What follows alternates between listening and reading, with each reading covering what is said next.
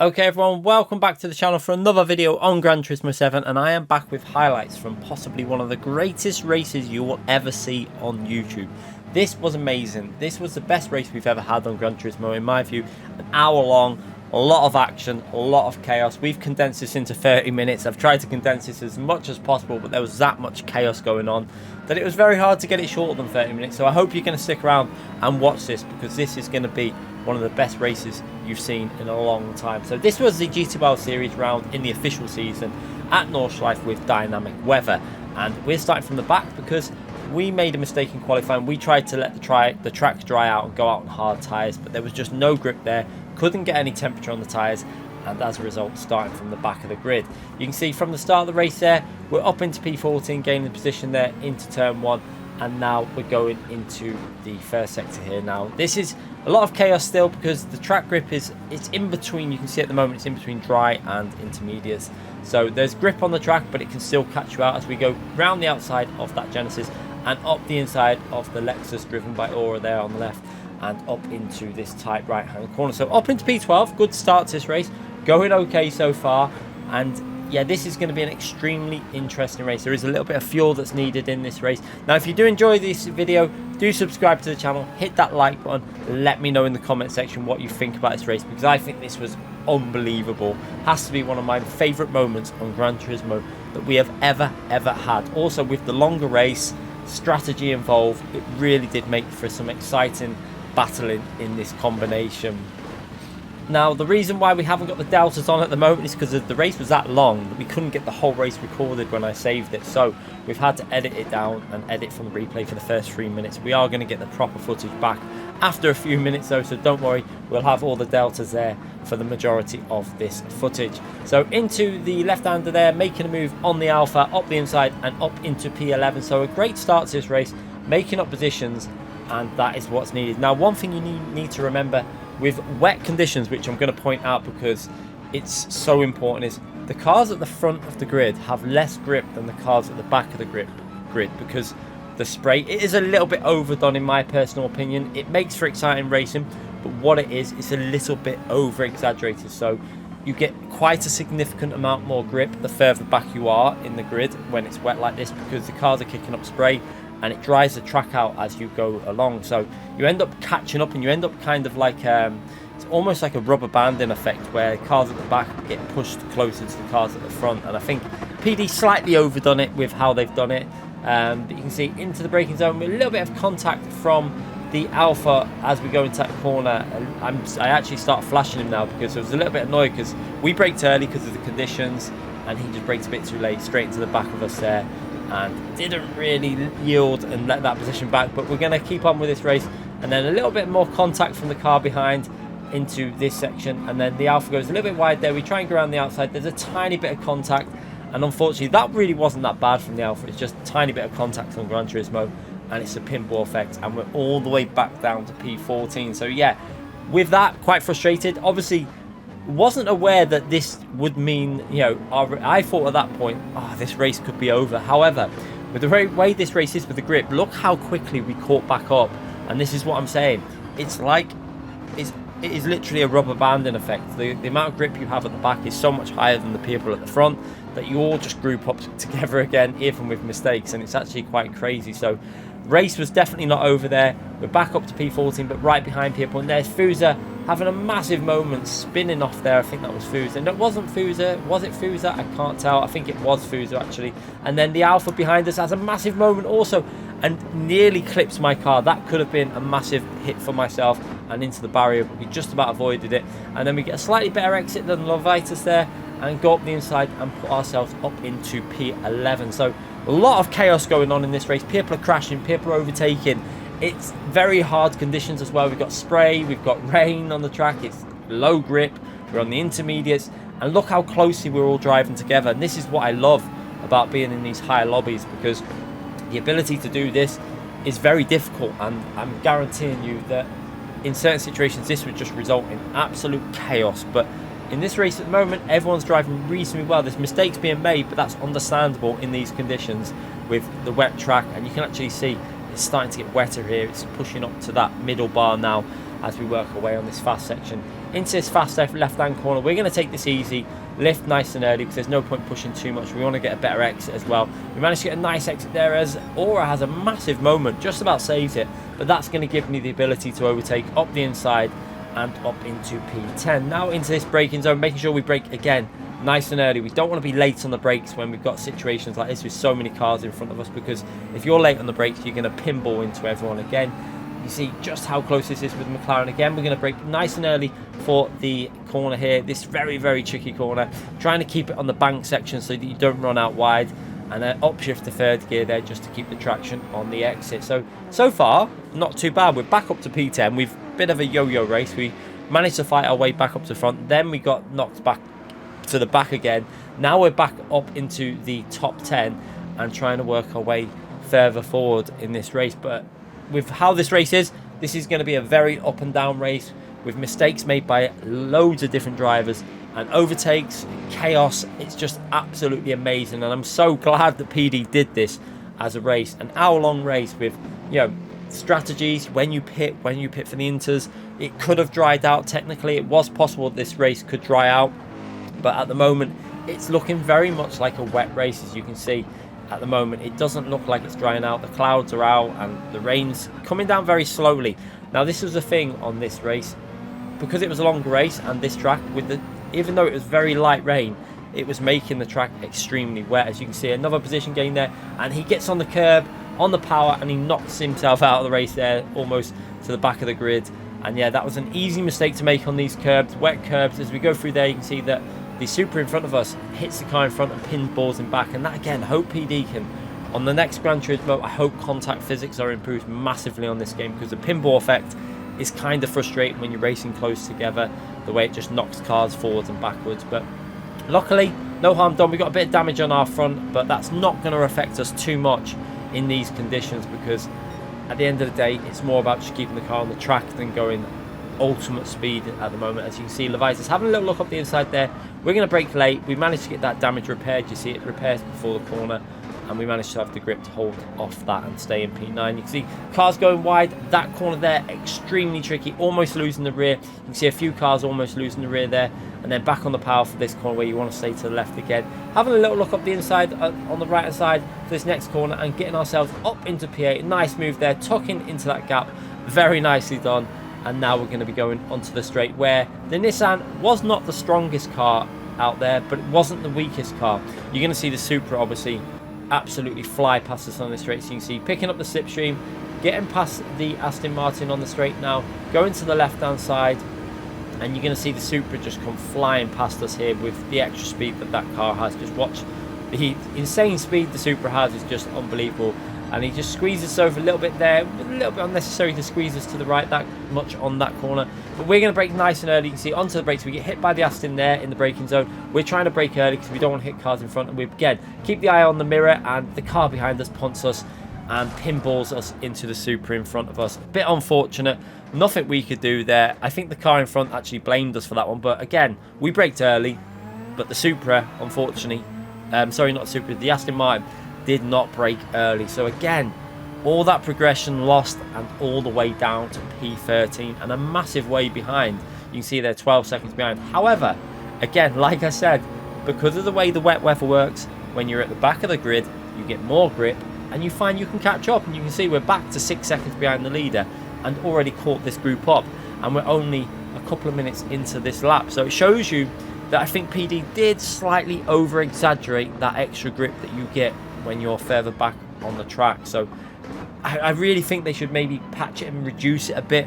I think it's good because it does bring people back together and have fun, but it kind of is a little bit of an assist in my view. Like, it needs to be toned down slightly, but it does make entertaining racing. As you can see, we're back up to P12. We got that brake bias from -4 because the rear tyres are starting to die. You can see the track is drying out at this stage. We're getting a rather dry track and a dry line appearing, which could tempt some people if it stays, you know, carries on drying out, to pit for the hard tyres. However, we know from qualifying that in these conditions now, the hard tyre will not work. We experienced these conditions in qualifying, and the inters were still quicker, so it will not be appropriate to go onto the hard tyres at the moment. We see more cars crashing and more chaos, and we're back into that top 10. So I've never experienced a race like this, going from the back to the middle towards the front, back to the back again. It's such an up and down race, and the emotions in this race when we were live were all over the place. It was such an amazing experience. I hope we have more of these in the future. As you can see now, we've skipped a little bit further on lap 2 as Fusa has a massive moment, just really random. The car just reacts like that on the curb and spins him off, and that promotes myself up to P9. And again, we go to the end of lap 2, and you can see we're not far behind. We're 12 seconds behind Dementi, who has managed to pull out quite a nice gap there. And obviously, considering the mistakes and the incidents we've had, it's not too bad. You know, we're still involved with this race. 12 seconds is not much in these conditions. You can see the track is drying out, so we're driving on the wet line. You can see going over to the right side now to get the wet line on the inside there, and then back to the dry line for the braking zone, and then just trying to hold a tight line through it, because the dry line is very narrow through there, so you've got to be careful. You can see how narrow it is. But yeah, we need to try and keep our car on the wet line as well, though, to preserve them tyres, because Gran Turismo does simulate that. The dry line will overheat your tyres and absolutely bake them up, and yeah, you lose a lot of traction. You can see the real life fading very, very quickly at the moment where that dry line is. So we need to try and drive as much as possible on the wet parts of the track to cool them tyres down. You can see again, we're going to brake nice and early here, just try and hold a tight line. The Supra behind us putting us under a lot of pressure, but again, if you go wide there, you're going to have no grip on that wet line. The dry line still provides more grip on the inside there. So at the moment, going quite well, and you know, we're in P9 still, and we're still involved with this race. I know we've had incidents, we've had crashes, we've had moments of chaos, and at points in a normal race, this race would be completely over.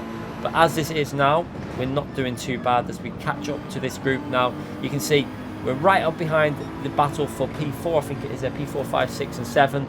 And we're still 13 seconds behind Dementi, but it all depends what happens further on in this race with strategy and stuff. But you can see the rain has picked up now. Now this was really important because of this rain picking up on lap 3, it meant there is no way people are going to be able to pit for hard tyres, because the track is going to be far too wet.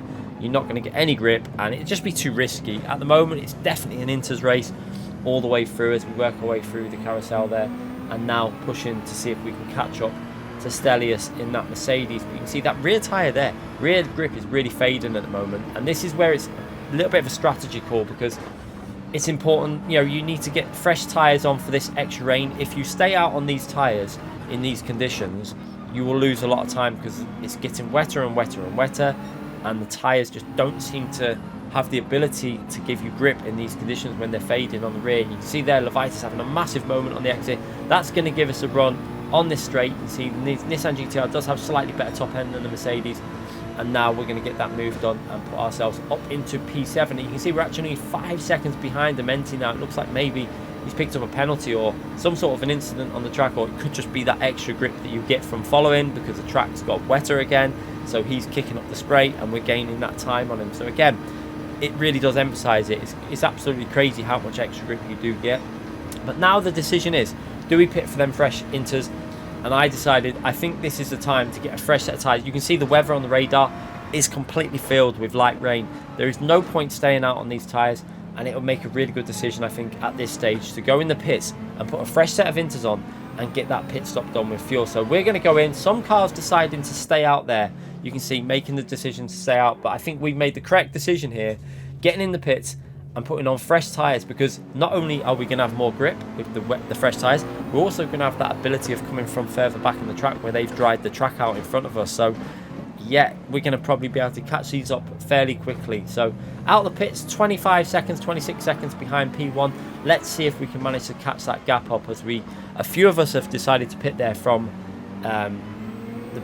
on lap 3 and put the fresh set of inters on. So -2 on the brake bias. You can see they're changing that from -5, because in these 4 wet conditions we do not need to go from like -4, -5 on the brake bias. We can have -2. Should be okay, because you're not going to take the life out. You can see the track is plenty wet enough, as this Ford GT is going to go for a move on the inside. This Ford GT seemed incredibly quick at this track in these conditions. It just seemed to have so much grip on the corners, so much speed down the straight, so there wasn't really much point fighting that position. We might as well just let it through, tuck in the slipstream, and just try and follow him into these corners and just let him carry us around this track. Now, one thing to look at is the gap to the leaders. It was 26 seconds when we came out the pits, and now it is 21. Look at this gap, and you'll keep looking at it as we go through the corners as well. You'll see how it decreases with the extra grip. So as we go through this corner, you can see there, Amenti off the track. That's going to give us a position there. So he's made a massive mistake, a penalty as well. And you can see in the corners, just gained another 7 tenths in one corner. And that is what we're talking about. When the weather's like this, the rain's hitting, them old Inters are not going to give the grip that these new Inters are going to give. So you can see massive gains in the corner, down to under 20 seconds now. Another half a second off in that corner. It's crazy how much time we're gaining. And this looks like we've made quite a good strategy call. Pitting when we did. These tyres are not going to wear out in these conditions. As we make a little mistake there onto the grass, just about hold the car on the track.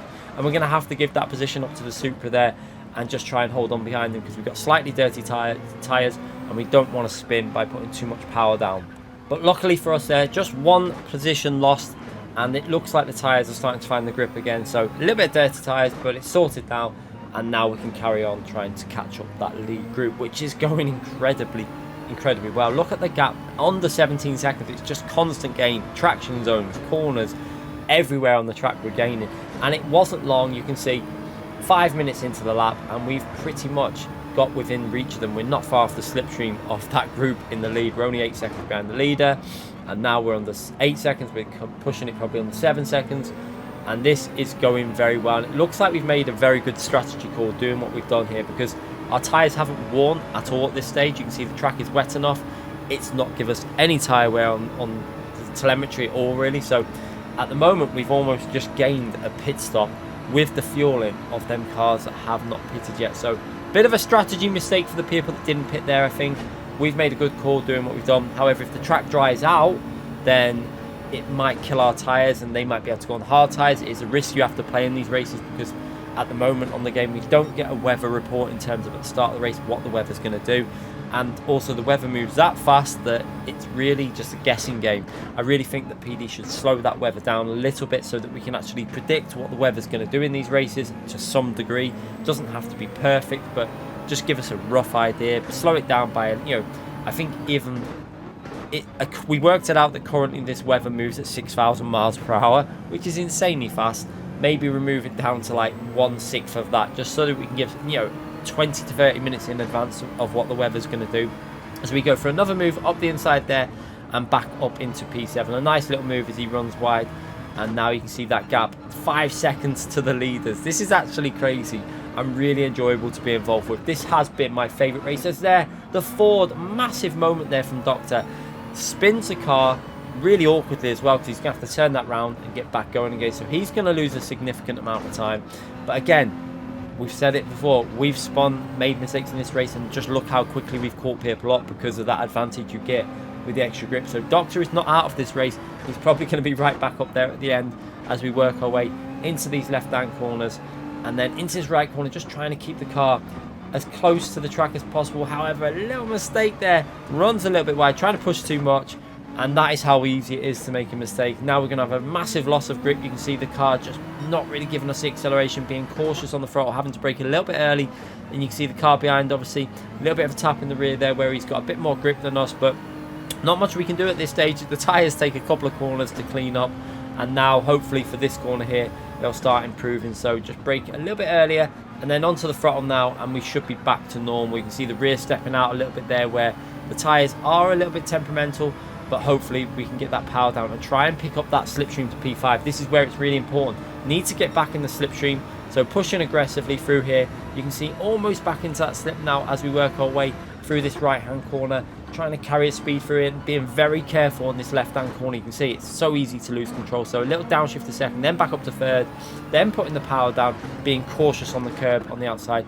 And then into this bank corner. And again, you can see we've managed to pick up that slipstream. So pushed really aggressively then. It really does show you that extra grip that you get, because I've just gained 8 tenths in the space of a few corners just by pushing with extra grip than the cars in front have got. So yeah, we're back up to this battle, only 3 seconds from the lead now, and it really looks like them people that didn't pit have made a massive strategy error there. You can see they should have probably pitted. However, again, if the track would have continued to dry out, it might have worked out, but it was getting wetter, so I think we made the right call.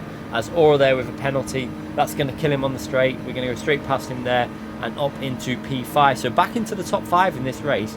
And this is just getting more and more interesting. We're really involved with this. We're a second away from the lead, which I did not think we'd be saying at the start after going all the way back down to the last position, and also for qualifying in last position. Did not expect to be back into the battle for the win of this race.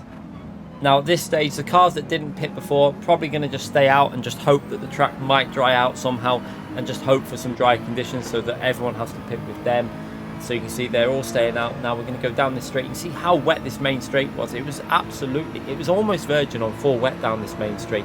For some reason the straight was getting extremely wet, and then into the braking zone. We're going to try and go around the outside and brake a little bit later, managing to hold the outside line and just about keeping it on the track, but not gaining position there. Nearly managed to send it around the outside. However, he's gone a little bit wide there. Can we sneak up the inside there? Not able to get on the inside, as obviously the extra grip on the outside line. Again, he's having a little look up the inside, and yeah, this is very close racing. Really good stuff.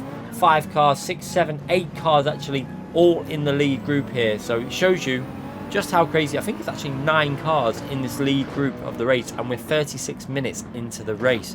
So yeah, I really hope, one thing I really hope for Gran Turismo 7 is that we can get, Gran Turismo 8, is that we can get bigger lobbies and have more of these races. 24 cars on the grid at least, maybe even 30 cars, and then have like our races like this, because it would be absolutely amazing. As we go for a nice move on the Aston Martin there, saw the gap, put ourselves up the inside and up into P4 now. So again, going very, very well considering what's happened in this race. You can see just how amazing this game looks. Spray kicking up, reflections on the track, lights reflecting, looks unbelievable as we work our way through that nice chicane and then into the trickier section of the track where we get this narrow track and onto the Nordschleife part now. So can we get ourselves up into the leaders race? We're pushing as hard as we can at the moment. The track is wet. These tyres are still very good. They're not getting massive amount of wear on them. There is a little bit of wear kicking into the tyres gradually as we're driving them. Obviously the rears are going to wear out a little bit more, I think, than the fronts. When the track starts drying out slightly, you can see every now and then on the radar you'll see little dry spells, and then it goes raining again.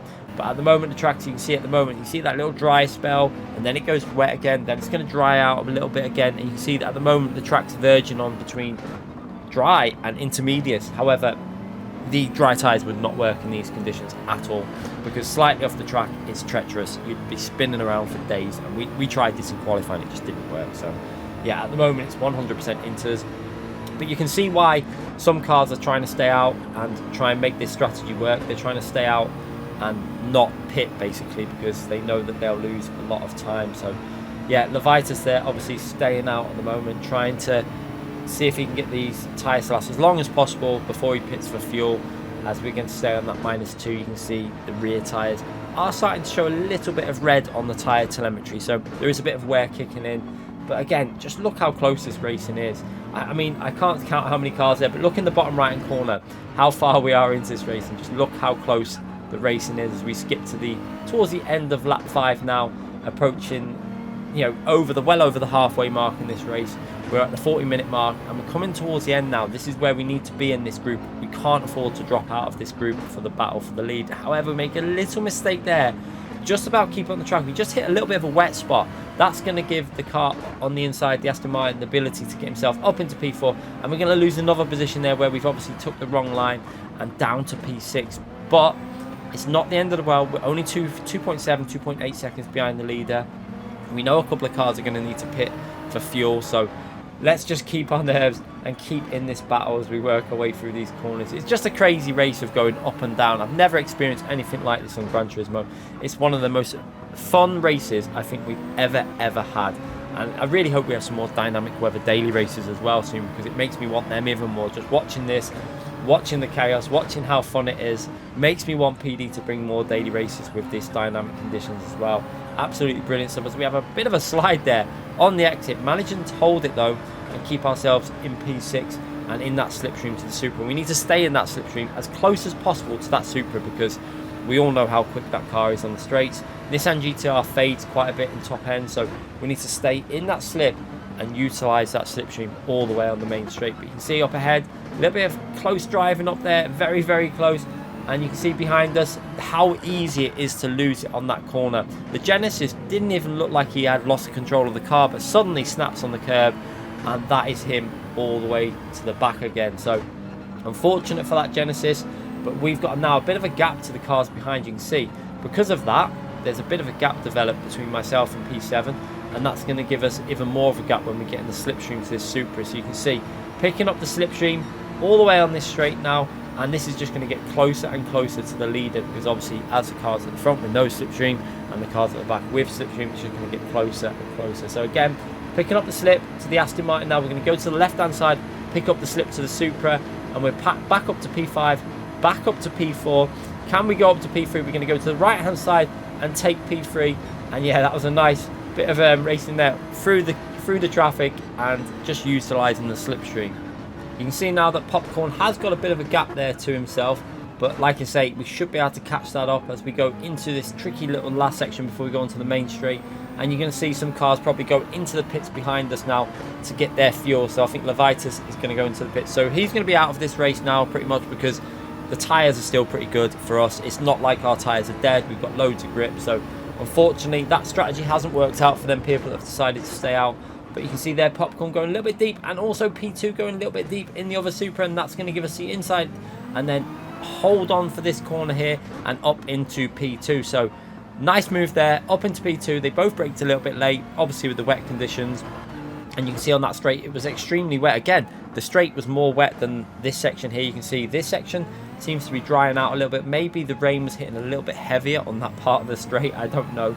But we know it can happen on Gran Turismo where different parts of the track get more wet than other parts. So it's, you know, just strange how that track was so wet into the braking zone. But it caught them out, and now we're going to get into that slipstream of P1. And you can see again that extra grip that we're getting because we're behind. It's really relevant. You don't really feel it until you're in the lead.